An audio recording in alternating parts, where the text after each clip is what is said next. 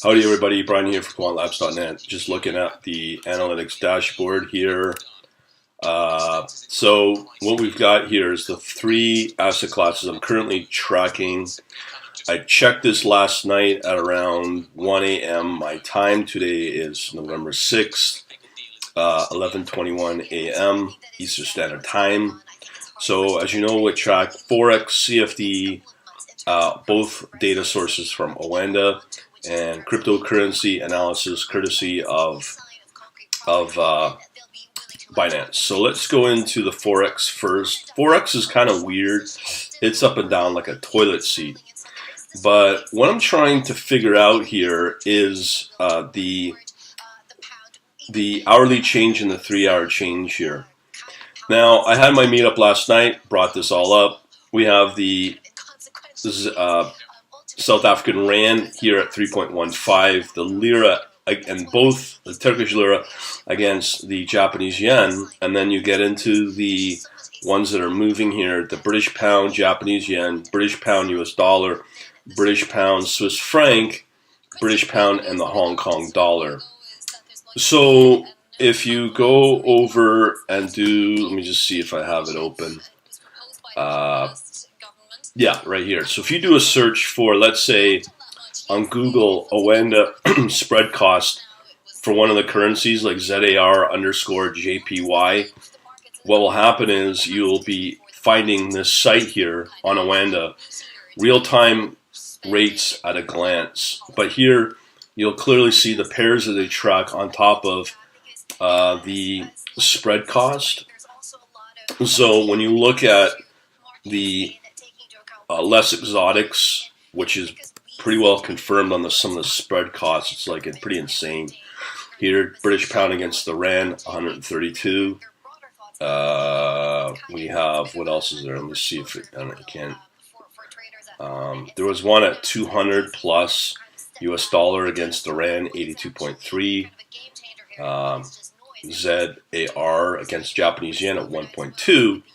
So it is reasonable if you decide to use the Rand for certain pairs. So knowing that, it's going to be another factor to filter out the better performing pairs and kind of only go after the ones with a lower spread cost, because obviously the spread cost is going to be a factor to get profit. So why go after the pairs that have a really low spread cost? And so, for instance, here ZAR, the South African Rand, and the Japanese Yen is 1.2 according to that site. But if you look at the Lira against the Japanese Yen, let me see the spread cost for that. I just don't see any purpose. So looking for try Japanese Yen. So it's only 2.4. So it's not too bad with certain pairs. So we have to factor that in. So I will definitely figure out how to process that. But here's the returns. Now again, this is without leverage. So these are pretty good. And I like to live in a world of no leverage, but here's the problem now. The volume. Here's the volume is very low. Obviously, these three pairs are probably your better ones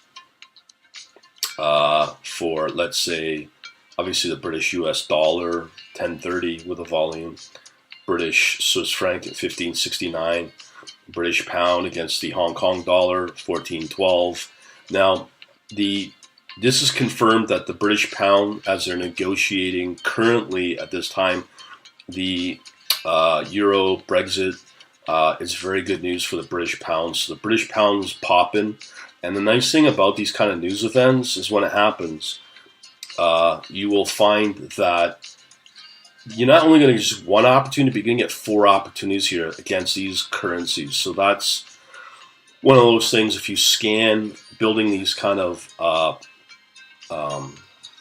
systems, it's just right there. It's just you got right now, right in front of you, 4 opportunities at over 2% move on an hourly or even a 3-hour move over 2%, and the volume's kind of decent. And here we have the New Zealand against the Japanese yen, and you can always check out the volume here in the this pie chart here, so you can clearly see that the New Zealand Japanese yen is number one, while the Turkish lira against the Japanese yen is number two, and so on. Now, if you want to get into the nitty gritty, you can do that here. Again, we got the reports that we can download. I'm just not going to do that. It's a lot of detail there. So that's Forex. Let's check out, and there's lots of opportunity there right now, which is good. Let's check out the CFD. This one's quite interesting. As I said, I checked it last night, and it still holds. I don't know why. I have to check. But I thought for sure that the U.S. would stay on top as the markets. I haven't checked the markets yet. So if I just check out, let's see what we got here. So the markets are up. They're not up a lot. Yeah, you see here they're up not even 0.5%. But when you look at this one, let me just see if I can sort this. Okay, this was exactly the same as last night. Here's the one from last night. Same things are in the same order, if I'm not mistaken. So that is an interesting analysis in itself, because if this is true, then these opportunities can hold for, I don't know, close to 12 hours, 11, 12 hours. So here's the order. Yeah, everything seems to be in the same order. But I don't know. I have to check this. This is kind of odd. But even if you look at the times last night, 1 a.m., even if this is using the time from 1 a.m., this still holds, because when the Asian market's up, that's when the volumes are pumping through. And you can clearly see that India, Japan, U.S., Russell 2000 are doing pretty good. And they're doing really good. Again, volume for me is a concern here. Let me just overall. So the volume comparatively is not too bad. So certain ones are doing all right. Of course, here's the Hong Kong dollar, the Hong Kong 33 at 15,000, and then everything else. So this is doing quite well. This was hammered pretty hard, the Hong Kong 33 last week. So it's doing all right. So here we have the most profitable: India, Hong Kong, US 30, that's a NASDAQ, and then the Chinese 50, and then the ranking overall. So the indices are doing pretty good when the markets are up. Lastly, poor old cryptocurrency, they're doing all right. I found a bug on the weekend, and it is having some serious problems. Okay, so here is an interesting situation. I did my analysis once again, and so look at these moves. BAT is at 20%. That is insane. So when you compare BAT BTC, let me just compare. So XRP moved up 12% or something, some crazy number. Yeah, so it's up right now at 6%. So BAT, but you can see here, this has got to be true, because the volume in XRP BTC is huge. As you can see here, a good chunk of probably over 50% of the volume is XRP, and BAT's doing well. So those are doing pretty good. Yeah.